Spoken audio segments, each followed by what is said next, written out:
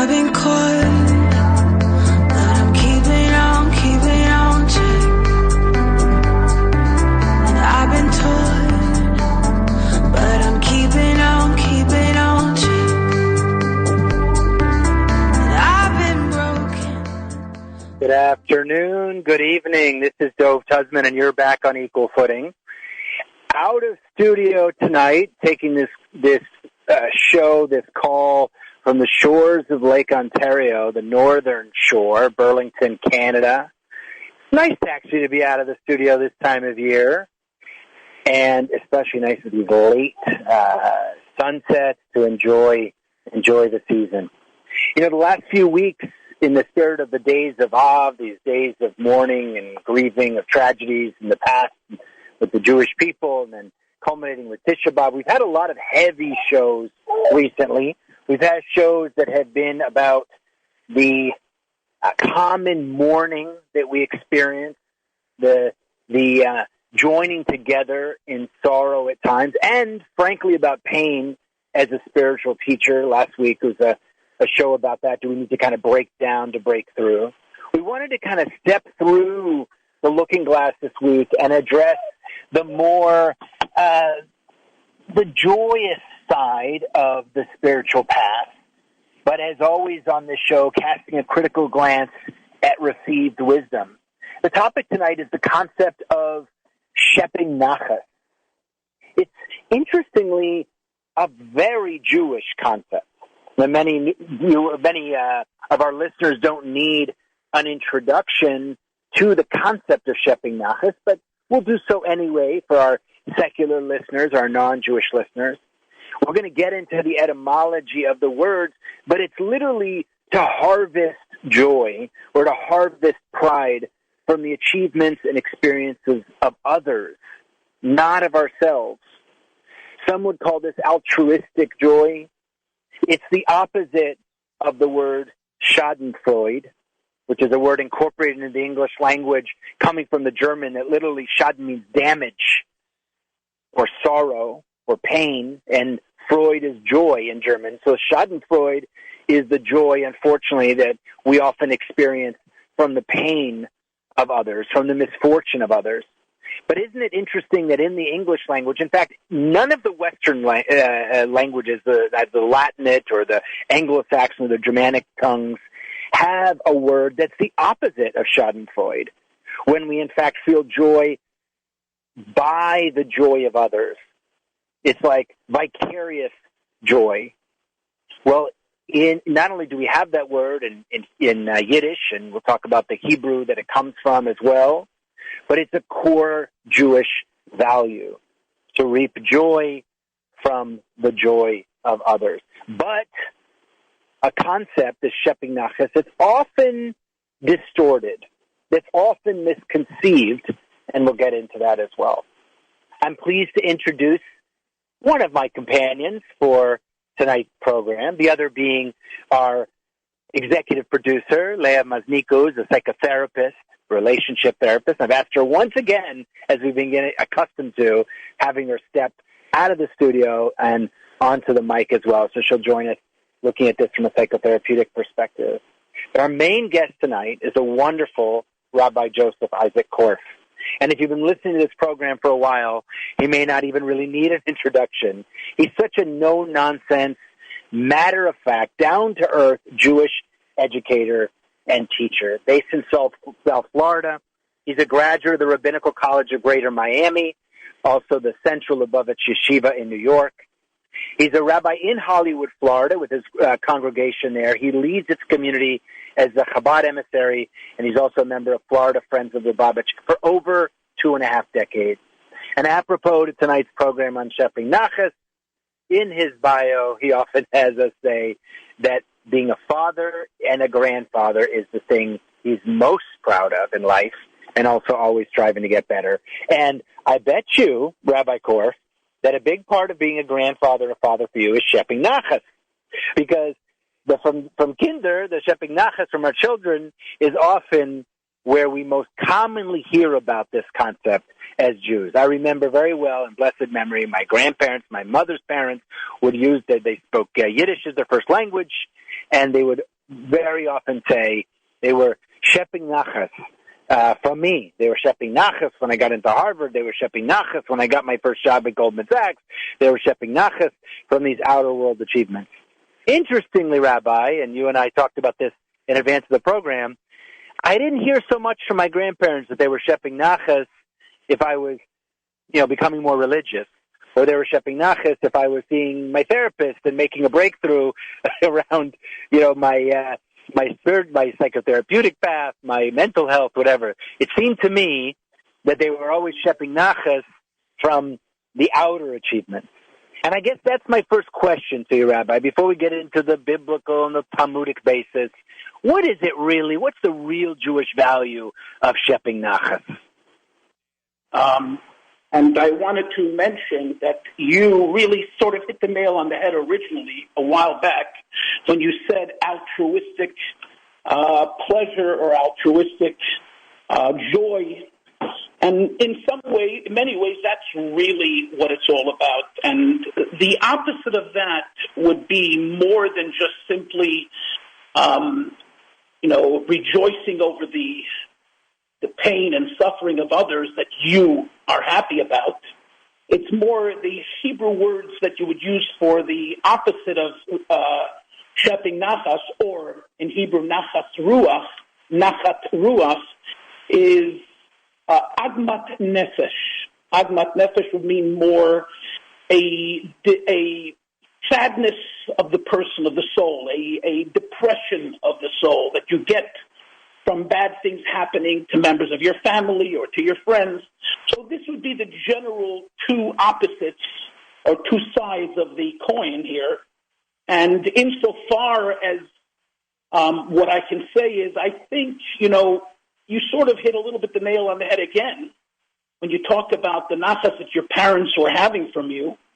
The truth is, it's funny, you mentioned about, parents having nachas, or I told you that the parents have nachas from their children, and that's usually what it's all about.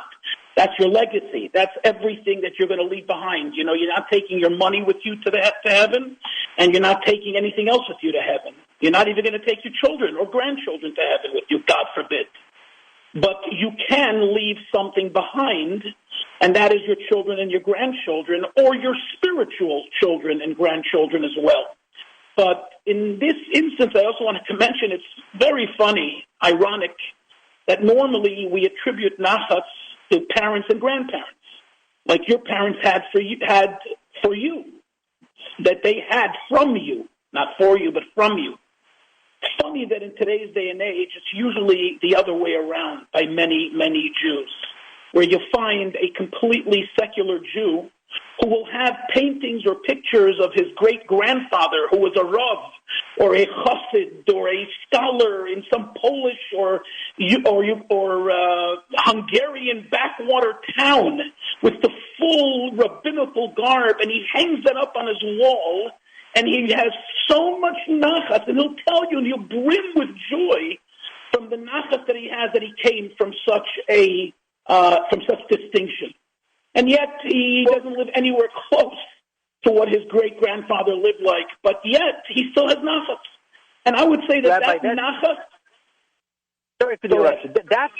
That's where I want to pause you for a second there, because I think there are listeners who may think, I don't need to listen to tonight's program. I know what Shepping Nachas is. I know when I should experience Nachas from my children. I know where I experience Nachas even from my ancestors. I get it. Game over. I'm going to go back to making dinner. But you know what? In talking to you and in researching the subject ahead of the show, it may be, and I pose this to you as a hypothesis and a question, it may be that really we've lost, in a sense, the real meaning of Nachas, of Shepping Nachas, because it isn't supposed to be about pride, right? About us feeling like we're special. We we have a great rabbi in our ancestry.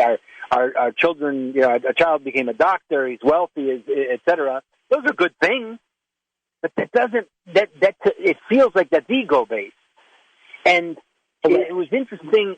Nachas is more pleasure or joy than pride, isn't it? Nachas is part of your essential soul.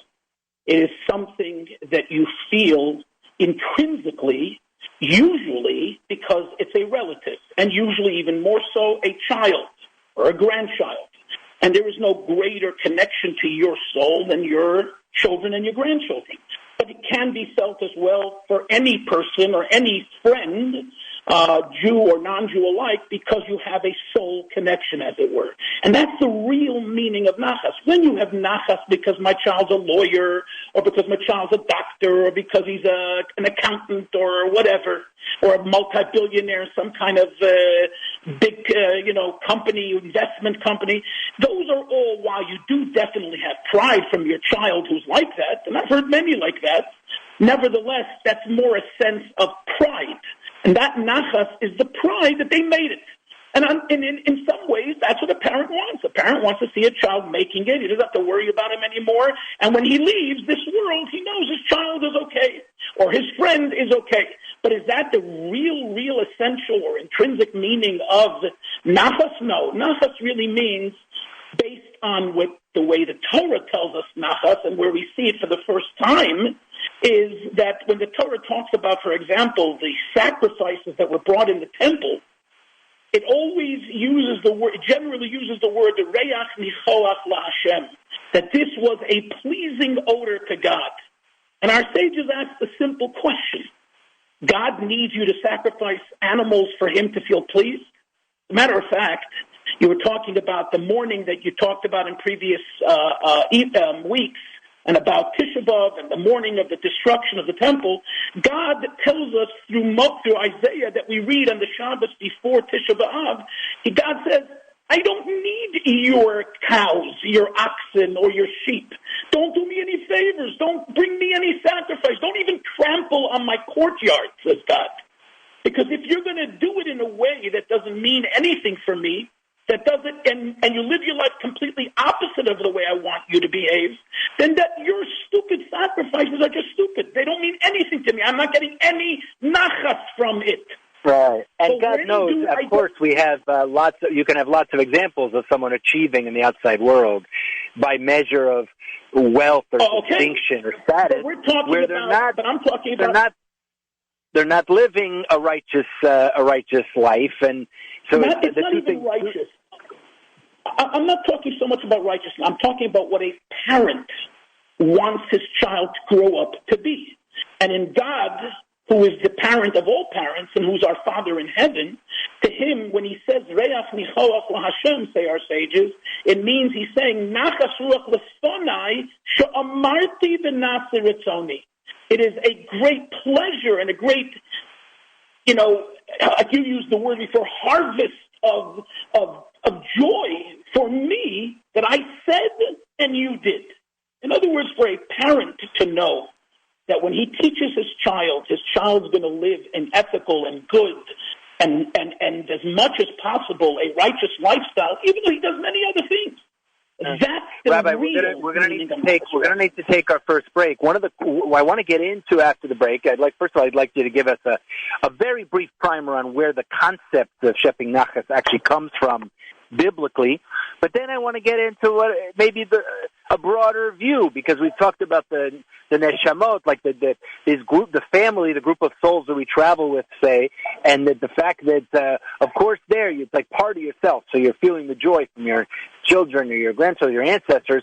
But what about Shepping Nachas around the friends' achievements, around even a community you may not even be a part of, and their advancement? We're going to talk about all this after the break. We're talking about Shepping Nachas, this wonderful nugget of Jewish wisdom, altruistic joy, the joy we are meant, not only that we do on occasion, but that we are meant to feel from other people's joy, from other people's achievements. Isn't that a great concept? And it doesn't even exist in the English language. We'll get into that as well.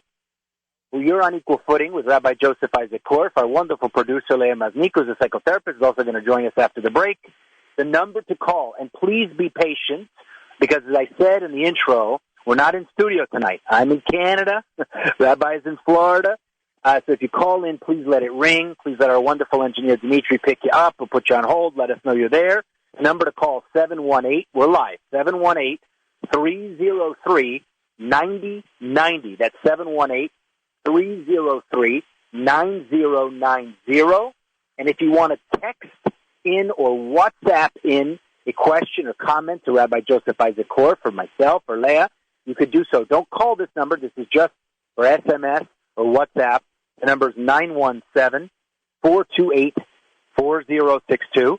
That's 917-428-4062. And we'll be right back.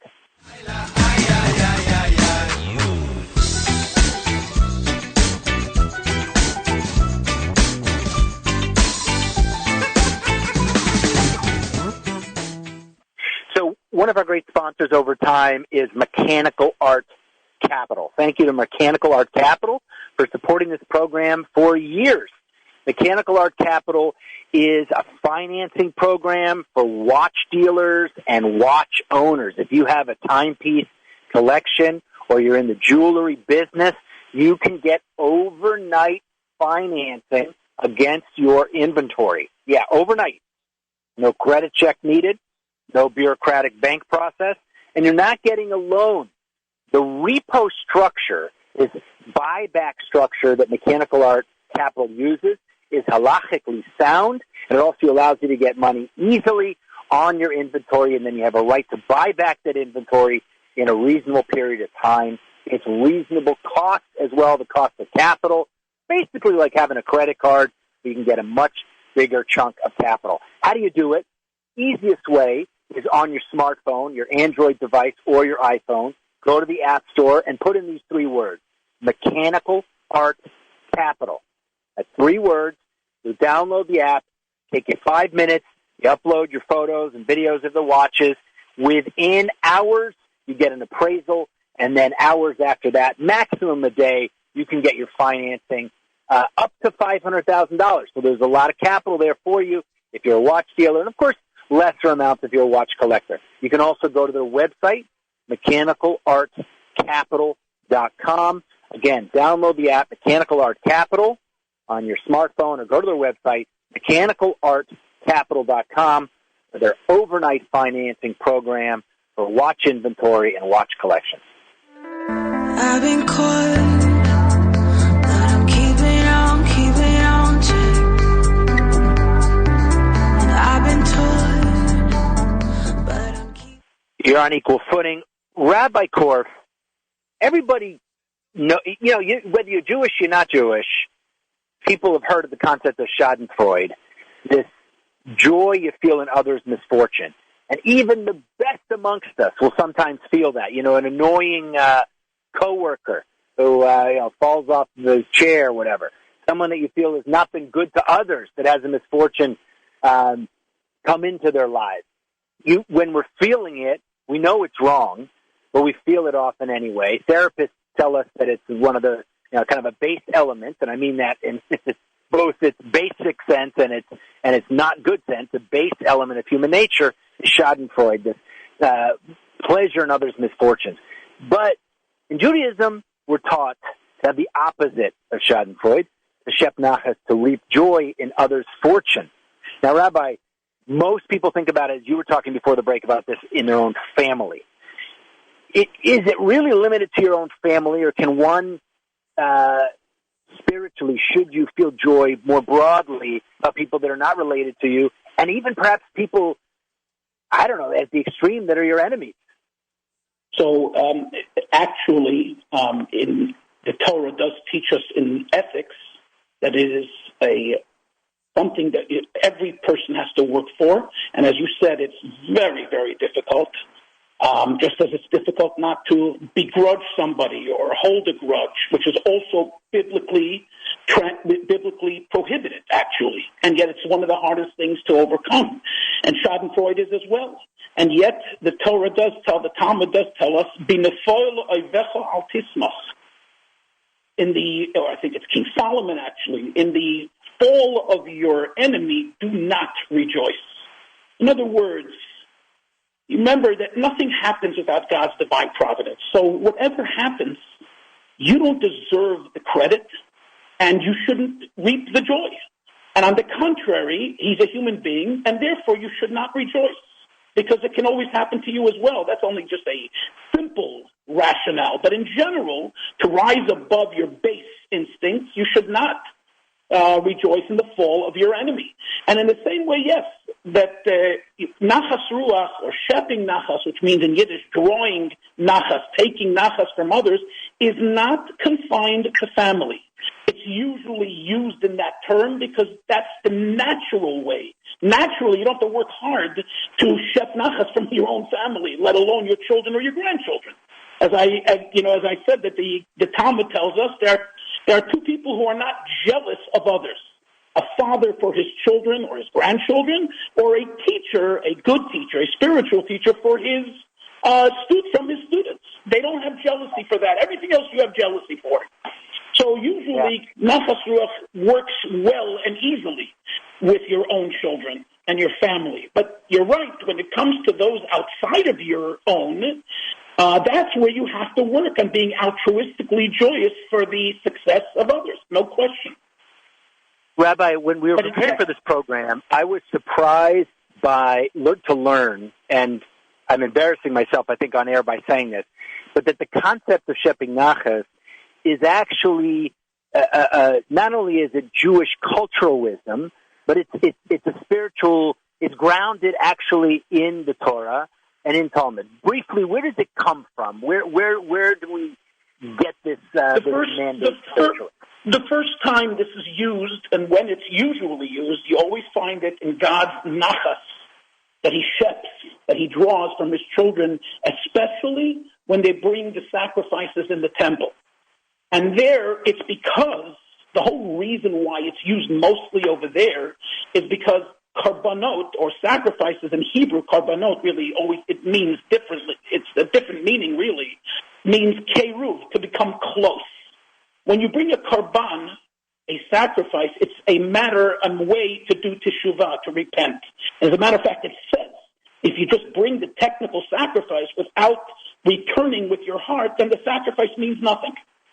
So you have to have that mental and that spiritual and emotional return to God to want to get close to God. That means you want to become close to your Father in heaven. When a father sees his child trying to get close to him, that's the altruistic nachat that he has from his child, just the closeness. Not whether he's going to become a doctor or a lawyer or a scholar or a rabbi or a sage. That's nothing. That has nothing to do with what God is having the nachat. God is having the nachas that his children want to be close to him, that they come to his temple, that they come to sacrifice to him, meaning to say, to sacrifice their own animalistic soul, which is signified with the animal that you're sacrificing on the altar. That's the nachat ruach, the shepping of nachat that God has from his children. Now, I find it fascinating, and I hope I'm not the only one, that this concept of altruistic joy doesn't exist, or hasn't until very recently existed, even in the lexicon of psychology, much less common lexicon. And now, I hope she's there. I want to invite our executive producer, Leah, who's also a psychotherapist, who works on relationship issues, to join us. She informed me that actually you're starting to see a word in the English language that is the opposite of Schadenfreude. It is around this taking pleasure in others' joy, and it's the word compersion. Now, my understanding is that this word comes from a Latinate word from the Middle Ages, or at least up to the 16th century, so up to the Enlightenment period, that then since died away, but it existed in English and in French and in Spanish, even in German, and it came from the Latin compersionare, which is to co-inherit something. So it's like to feel joy and you're inheriting a wonderful thing, but you're doing it with someone else. And this word has begun to take hold, Leah, if I'm not correct, if I'm not wrong, in psychology. Is compersion an equivalent in the secular world to Shepping Nachas? I don't know, Leah, if you're there, if you could, maybe you're on mute. Everyone here. Can people hear me now? Now we've got you. Wonderful. Hello, everyone. Yes, definitely compersion. And funnily enough, it's only starting to become more and more popular. The term was first coined and defined in the early 70s to 90s by a polyamorous San Francisco-based group. So that's how the word became popular. Then it sort of died down. And now with the rise of alternative relationship structures, the word has become alive again, and it's a buzzing word. And it's actually what inspired us or me to do the show today, because it means to feel to be wholeheartedly participating in the happiness of others, even though it does not directly benefit you. So the sympathetic joy that we feel for someone else, even when their experience doesn't necessarily affect us. So it's exactly Shepping Nachas, and it's the antonym of jealousy. Now, let me ask you both, Leah and Rabbi Can I just interject? Dov, can I interject to what Leah just said? I just want to say, while it's new in psychology maybe, or in the English language, I can tell you, for example, that Rambam, Maimonides, talks about the laws pertaining to blessings. And one of the laws and it comes from the Talmud, one of the laws that it talks about is that when you have something, like, for example, he takes a very stark example, when your father dies. So on the one hand, you got to say the blessing, Baruch Dayan Emet, blessed are you, God, the true judge. It's a time of sadness, and you got to accept it in a way that shows God you have faith and trust in him. At the same time, when you receive, and if you're one of many siblings, or one of two siblings even, and you both receive an inheritance, says the Rambam, you got to make another blessing. Baruch HaTov v'Hametiv. Blessed is God who does good, meaning good for me, v'Hametiv, and who does good for others, for another. So you see that even God, a blessing with God's name, which is very, very serious to be able to say God's name for no reason other than if it is necessary to praise God. And the praise is that you have this true joy in the fact that your brother or your sister is sharing in this inheritance together with you. And I think this is very similar to this idea and what a person can have nachas from or joy from in relating with another person or with a friend even in the same way. I find it fascinating, Rabbi.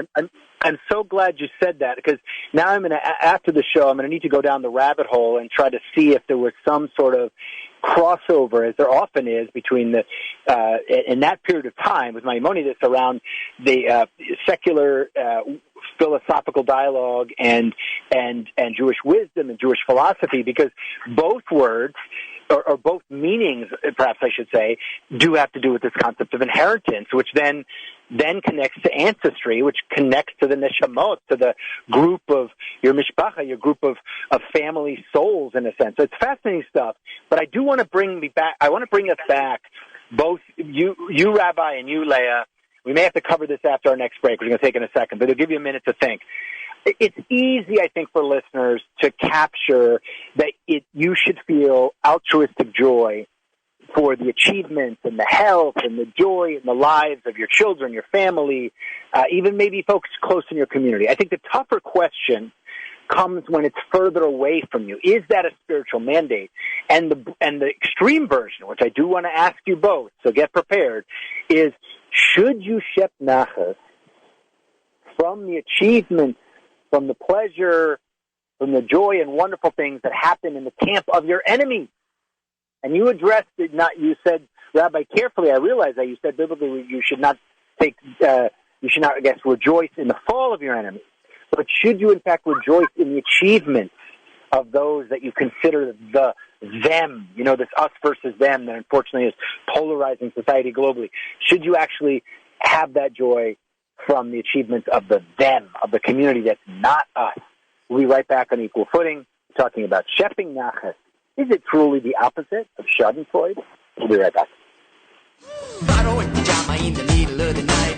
Faro in pajama in the middle of the night. Faro in pajama in the middle of the night. I said, ay, ay, ay, ay. Alright. Faro in pajama in the middle of the night. Equal Footing with Dove Tusman is sponsored by MDCS Dermatology, your experts in skincare. With 2 Manhattan locations and 4 offices in Long Island, including Plainview and Commack, the dermatologists and skincare surgeons at MDCS are proud to be affiliated with the Albert Einstein College of Medicine and New York Presbyterian Hospital. So schedule your next skin exam in one of MDCS's convenient New York area locations. To make an appointment, go to www.mdcs.live or call 212-661-DERM. That's 212-661-3376. You can even schedule a virtual video visit with MDCS's board-certified dermatologists from the comfort and safety of your own home. So go to www.mdcs.live or call 212-661-3376. And don't forget to mention Equal Footing for 15% off all cosmetic procedures.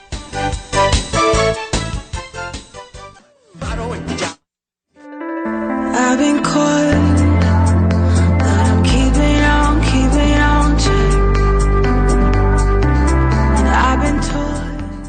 I was told by our executive producer and tonight also a guest that I should mention that all of the music tonight is from a Hasidic reggae band based in Israel, also occasionally perform in the United States, called Shepping Nachas. Which I love. What a great find. Check them out. Hasidic reggae band What called divine Shepping providence. Nachas. Right, exactly. Wow. All right. So, Rabbi, I threatened before the break to ask you a tough question. And guess I what? heard your question. I'm going to make it tougher, though. And I wanted to tell you. Go ahead. No, I wanted to tell you that it was actually a brilliant question and very astute. Well, when I ask it the way I want to ask it, you may not think so. You may be upset. I hope you'll still come on the program. Oh, no, God and the way forbid. I'm going to ask God it forbid. is, I think the extreme. I'm going to try to go right to the end, right to the edge. I think the extreme for the religious Jewish community in the United States, at least, and to some extent, I think the Jewish community globally, would be to think about the Palestinian community. And I'm not asking a political question. And there's so much history of tension, of antagonism, of blood. Should we, as Jews, Shepping Nachas when, I guess, there's say economic achievement within the Palestinian Authority, when there is some sort of improvement, let's say, in mortality rates or education, or something that one can't argue is good. When a good thing happens in the Palestinian community, should we actually Shepping Nachas? Should we, as Jews, do we have a mandate to reap joy altruistically? So let me answer you once again, based in halacha. There is a halachic principle, that although, for example, on Shabbos, there are certain things you're allowed to officially only do for Jews and not necessarily for non-Jews, nevertheless, Mipnei Eva, it says, this is on the reverse side, that since we have an obligation because we live amongst other nations and other people, so as not to fire up any hate or any enmity between Jews and their neighbors, the things that are generally permitted to do on Shabbos for the sake of another Jew is also permitted to do so for non-Jews, such as healing, working as a doctor, or ambulances, and so on and so forth. If you're going to save Jews, you have to also save non-Jews. In other words, here in the sense of your question as well, when we talk about having nachas for other people, even who are our enemies, we have to take into consideration that the altruistic aspect of it is peace and harmony amongst peoples of the world. Now, if that nachas ruach furthers hate and furthers war, then I don't have nachas ruach for that, because that's not the appropriate use of Shepping Nachas. But if, for example, their leaders and their big politicians, who I believe are the main crux of the problem amongst the Palestinians, were to die tomorrow, I would be Shepping Nachas for all of their citizens who I guarantee you will suddenly change and will now push for peace with Israel. So that's an example of having Nachas for all people and for their good, whether it is for people who come and conquer different parts of Africa where people are suffering daily. And wait, hang on a second. Sorry, Rabbi.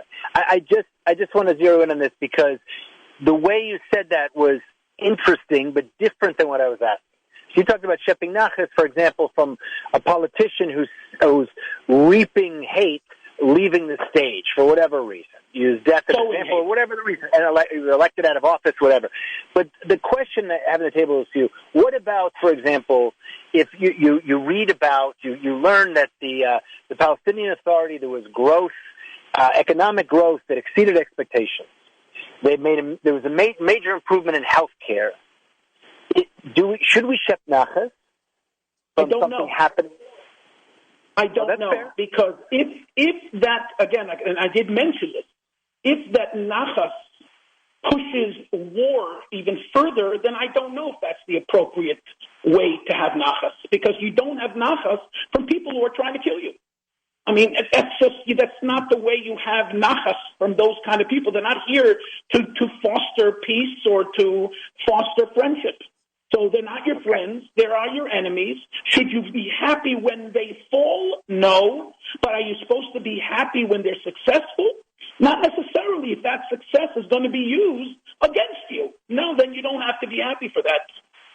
I'm just going to interject for a second. Go ahead, Joe. Go ahead, Leah.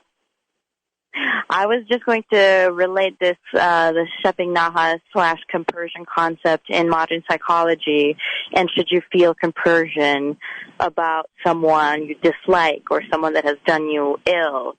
And I very much agree with what the rabbi said, that you shouldn't wish compersion for someone that wishes to harm you, because that's your detriment, and that's not a healthy coping mechanism. But you should aspire to feel compersion. You should aspire to put negative feelings behind you and reach peace and tranquility and emotional stability. So I don't think it's healthy. I agree with you. I'm not disagreeing. To have compersion for someone you hate, because their hate isn't healthy for the person feeling the hate and for you. But you should aspire to feel compersion. You should aspire to reach a point where there's harmony, and you feel happy for other people's happiness. But until that time, you have to do whatever is necessary to protect yourself and defend yourself, and not be willing just to be happy for happy's sake when it's not going to help you and it's only going to hurt you. Right. Yeah, the feeling happy for happy's sake only leads to denial and repression and negative feelings just being buried inside. That's not a healthy coping mechanism either. Thank you. I find it fascinating and beautiful, actually, when you have ancient Jewish wisdom and modern psychology, it seems to have very recently discovered this concept, kind of converge in an understanding, especially when you bring it into the very complex realm of how you relate to your enemies. And it was a bit unfair to each of you to go to that extreme. So I'm gonna step back one more rung, let's say, and put it on the table. And let's start with you, Leah. We'll go the opposite direction. Now we're not talking about your mortal enemy. We're not talking about someone that's trying to destroy you or whatever. And for those who are listening, I was using the Palestinian community as an example. I'm not saying that every Palestinian is your enemy. Of course, God forbid not. And I'm acknowledging that lots of different perspectives in this complex issue. The point was not to wade into politics. The point was to talk about the feeling. And I love how you separated, Leah, what we should feel, because if you feel, oh my gosh, I'm so happy that my enemy's son just graduated from a major college, it could be unhealthy for you, even mental health wise. I get that. But let's go back a level. What if right now there's so much polarization in our society in the United States, where it feels so much like us versus them, and it always happens around the presidential, as we get into presidential campaigning, but it feels more than ever, for me at least. It feels like every presidential election gets more and more polarized. And I wonder if where I don't think you could argue, Leah, that just, my neighbor, I live we have a house upstate, Lake Carlson, the Borscht Belt. And, we have a lot of Jewish neighbors. But there there's not a lot of question of feeling compersion. I feel compersion by Shepping Nachas when I hear about good things happening. It's a community, even if I don't know an individual. But then I have a neighbor who's non-Jewish, and let's say holds a very different political view. This is a real example. I'm not going to say my political view, but I'll say I have a neighbor who's a very different political view than myself, and he's very active and vocal around it, more so than I feel comfortable with. A lot of signs on his yard, on his lawn, and constantly wanting to pick a fight and an argument. But he has a good part to him. We had a flooding of a local stream bed. He helped. All the neighbors came together. I see him at the town meetings. He has a beautiful side to him as well. I can never call him an enemy, God forbid, even a mortal enemy. He's someone I don't agree with politically and annoys me and I get into arguments with. Now there, Leah, should I feel compersion? Should I feel altruistic joy with that person, wholehearted sympathy, as you put it, for their achievements in life? Or is that still unhealthy? So the beauty of compersion is that it's independent of race, religion, or political view. So just wanted to clarify that. Even though you might disagree with someone, doesn't mean that you shouldn't feel compersion for them. But the way you phrase it is a bit tricky because you're not dictated to feel a specific thing because it's deemed healthier or not. Your emotions are healthy as is, and compersion is just a very altruistic way of giving love and sympathy and healing to the world. So compersion is views people as intrinsically autonomous and self-determined and celebrates their uniqueness. So if you can bring yourself to see this person and their unique quirks, and have radical acceptance, that doesn't come easy, then the feeling of compersion comes naturally, but that is very hard to do. There's the concept of radical acceptance that has to happen prior. And I think that's something beautiful that we should all aspire to do, but it's not if it causes more harm. And now, if it's tricky for you, it's going to be trickier for the rabbi because in psychotherapy, it's not really about mandates, is it? It's more about, hey, here are different approaches. Some are more healthy than others. Now, Rabbi, I have to not only do I disagree with you about me being difficult for me, on the contrary, I actually appreciate very much what Leah just said now, and I don't even know if she realizes she's sounding a little too conservative and to the right. Because it's usually the left that doesn't accept people as individuals, but whatever. I'm not going to go down that lane. But I will tell you that, on the contrary, it's actually interesting once again that in the Talmud and in the Code of Jewish Law, written hundreds and hundreds of years ago, that once again when we talk about, and it's stated very clearly, when it talks about. And forget about whether you believe it or not. I'm just telling you what it says. A person can take it or leave it. So when it talks about any of the punishments that the Torah talks about for a person, it's meant only as a kapara, as an atonement. And even prior to the actual punishment, the person has to be given the chance to atone for and to speak to God on behalf of the atonement of his soul, for which God said the final completion of it is through this punishment. But then the soul is forgiven.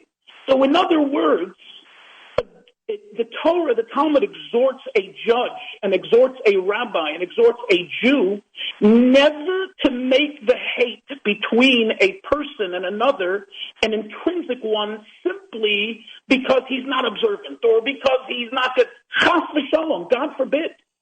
On the contrary, and the Baal Shem Tov makes this the founder of the Hasidic community, or the founder of the Hasidic movement, makes it clear that the love, and we're talking now as a Jew I'm talking, between one Jew and another has to be so intrinsic, so tight, so strong, the bond has to be so clear that no matter what that other Jew does, You must love him regardless of whether he has to get punished or not. It makes no difference.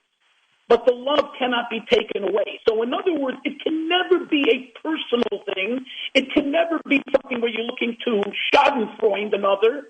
God forbid. On the other hand, on the contrary, it always has to be with the right eye and with the willingness to seek out the joy and to seek out the goodness of another person. Yes, generosity begets generosity, love begets love, and the positive emotional feedback loop is something that we should all keep in mind when we interact with others, because it also comes from within. You know, our emotional reactions and responses kind of are the key to having a positive loop. Yeah, I love this concept of radical acceptance, radical love, and I think we ought to do a show on that in the future, because it's getting. By the way, it's been around the religious life. And yes, Rabbi. You know what you just said. Now, the word radical is actually, I think, a great word to use. But usually we use a different word, but it's the same idea that the Beit HaMikdash was destroyed because of sinat chinam, right? Right. Radical hate, warrantless hate. Radical hate. And how will we rebuild it? Ahavat chinam, radical love. That's the only way Mashiach will come. Love it. We're going to take our last break. We'll be back with Rabbi Joseph Isaac Korf, with Leah Mazniku, who's a psychotherapist. We're talking about altruistic joy, Shepping Nachas, putting away Schadenfreude, radical love instead of radical hate. We'll be right back on Equal Footing. I want you to be my Rebbe. I want you to be my Rebbe. I want you to be my Rebbe. Please tell me what to do. I love this music. Check it out online. That's a band called Shepping Nachas. That's right. Okay, what does Manhattan Medical's message about erectile dysfunction have to do with the religious program? It's a program that talks about spiritual life. You know what? It's about the day-to-day. Spiritual life is not about just what you think about or what you daven about in temple. It's about how do you approach the difficult things also, the things that are sometimes difficult to talk about that bring you shame. Manhattan Medical has been a great sponsor for a number of programs on this network, and they do a lot of great work in the community. Because erectile dysfunction is not anything to be shameful about. It can create great emotional pain and stress in relationships, and there are solutions out there. Manhattan Medical has a message for you. There are solutions out there that do not involve expensive blue pills that many people cannot take because of comorbidities and side effects. Manhattan Medical, in their ED treatment, utilizes a new effective therapy that gained a lot of traction in Europe and Canada over the years and now is available in the United States. It's called GainsWave therapy. Manhattan Medical's GainsWave therapy for ED is non-invasive. It does not involve surgery. It is painless, and there are no side effects. For over 95% of patients, there are enduring positive results. Those are better results than the traditional remedies for ED. Take out a pen and paper or get ready to put this in your phone. I'm going to give you Manhattan Medical's number for their GainsWave treatment for erectile dysfunction, and you do not have to be in Manhattan. You do not have to even be in the New York area. Anywhere in the United States, you'll get a free teleconsult to start with, and you only get that free consult if you mention that you heard about Manhattan Medical's ED therapy on Equal Footing. Only if you call and you say you heard about it in the Equal Footing radio program or the Dov Tuzman radio program. Okay, here are the numbers. 888-ED-CURE-9. That's 888 in numbers.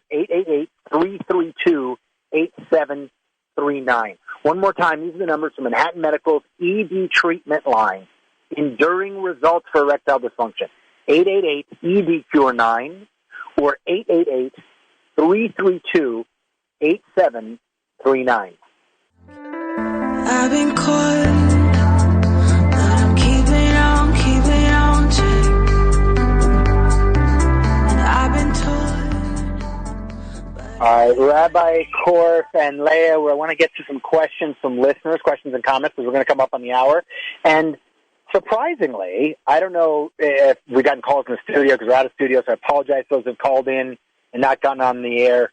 It's tough logistically. We're not in the studio. But a lot of you have sent in questions and comments. I'm trying to get to a couple of them now. Surprisingly, it's gotten a lot of engagement. I say surprising because I feel like Shepping Nachas is something people say, I know what that's about. But what you've learned tonight is it's about much more than you thought. And perhaps it's different. And the way you've been thinking about Shepping Nachas is not what you should be thinking. Not just about pride and ego and my daughter went to a great medical school, whatever. It's deeper. Joy in others' joy, not just pride. Okay, a couple of questions here. So I'm going to translate from the Spanish. I love when we get listeners who are non-Jewish and even listeners probably perhaps struggling a little bit and not in their native language. Carolina Delgado makes the point, translated here from the Spanish, that it's easy to talk about these issues of compersion when we talk about the political parties in the United States. But that's because we're not growing up in a place where someone belonging to another political party may actually be out to hurt us. I grew up surrounded by terrorism and civil war. I will never feel joy for the achievements of my political enemy, and I shouldn't be told to do so. Now, I don't know, Carolina, I don't know if Rabbi Korf or Leah told you to do that. But what do you say, Rabbi? I think I said, and I think even Leah said it more than best in psychological language, that we've never said that. On the contrary, it's going to hurt you. If it's going to hurt you, you shouldn't feel it. You shouldn't feel double the hurt. You shouldn't, feel bad about not wishing your enemies that are out to hurt you well because you want to survive. That's the first natural instinct, survival.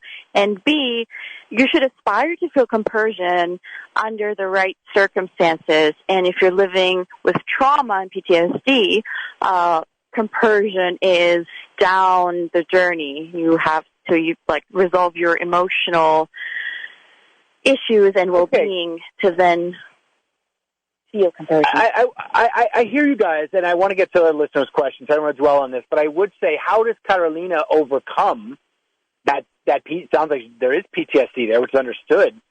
Even like therapy. Lots of therapy. Give out my number. I'm available. But not necessarily Shepping Nachas. Okay, let's get to another listener's question. So Ellie in Manhattan wonders why it seems like Shepping Nachas is an Ashkenazi concept, that you hear it in the Ashkenaz community a lot. But, for example, as a member of the Syrian community, I don't hear it as much. Is it divided, Ashkenaz, Sephardic? No. It's in Sephardic, it's Nachat, and in Ashkenazic, it's Nachas. And in addition to that, the Ashkenazic add a word, shepping, which is in Yiddish, drawing Nachas. In the Sephardic community, you'll say lishov nachat or sheyelecha nachat. You should have nachat, but the word nachat is not simply an Ashkenazic word at all. Okay. Another question here, Leah. I'm going to skip you on that one just to be able to get to a bunch of listener comments here. David from Hartford points out that he thinks, put it in the first person, I think that the ultra-Orthodox community, whether in the United States or Israel, has no concept of what you're talking about. I don't see it in the day-to-day. I interact a lot with that community. I'm Jewish, but I'm not a member of the community, and I do not feel that there's any consciousness of Shepping Nachas for anyone outside of their tight circle. Rabbi, what do you think? So I will do a small mea culpa and say that sadly, and I hope I don't get stoned for this, there is an element of truth to that. And it's shame. It's a big shame. And they're not living out the Torah spirit or the Hasidic spirit. And that's why I say, and maybe he doesn't have so much to do with Chabad, but wherever you go with Chabad, anywhere in the world, even though we're also ultra-Orthodox, but we never let that stand in our way to have nachas, to enjoy, to have love, to sit and talk and eat together with people who are as foreign to me as they are to those ultra-Orthodox that he's talking about. The question is, are you willing to live the Baal Shem Tov's way, which is what we're talking about, which is to be able to shep nachas altruistically. And sad to say, some don't. They don't understand that. They can't figure that out. They need Leah to help.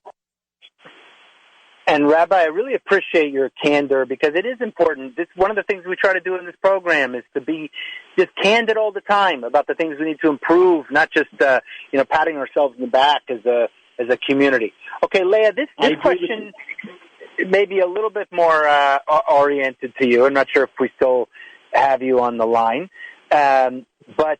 Oh, okay. I'm being told by the producer we do not have Leah on the line right now, so I'll ask this to. It's more of a comment anyway.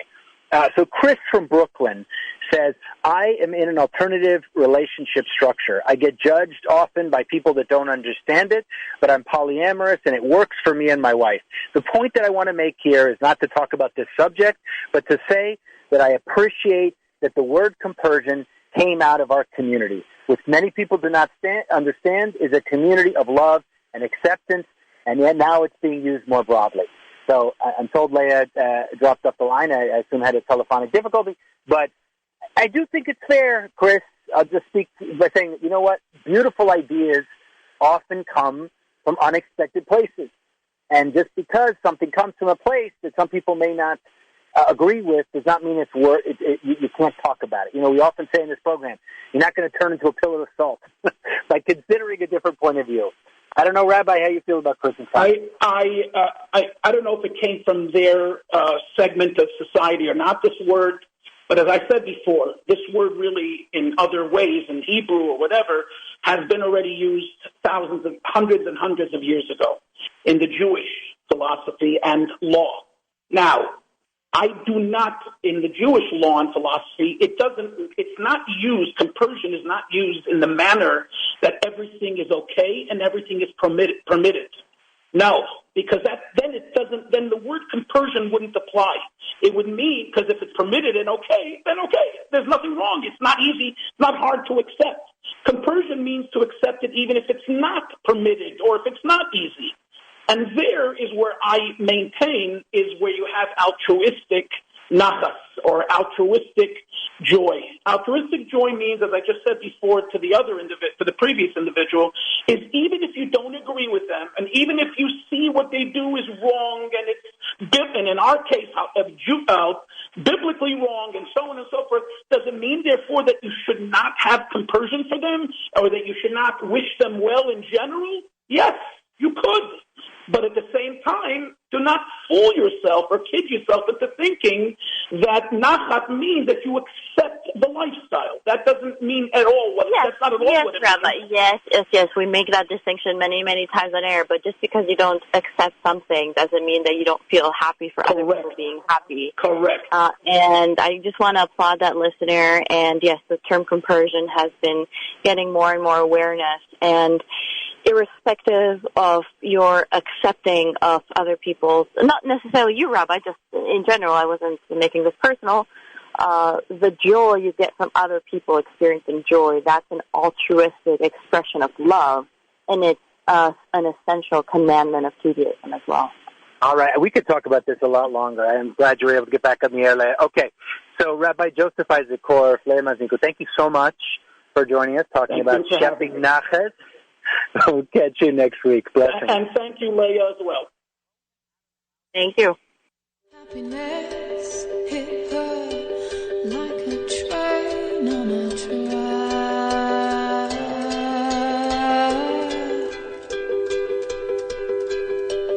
coming towards her, stuck still, no turning back. She hid around corners and she hid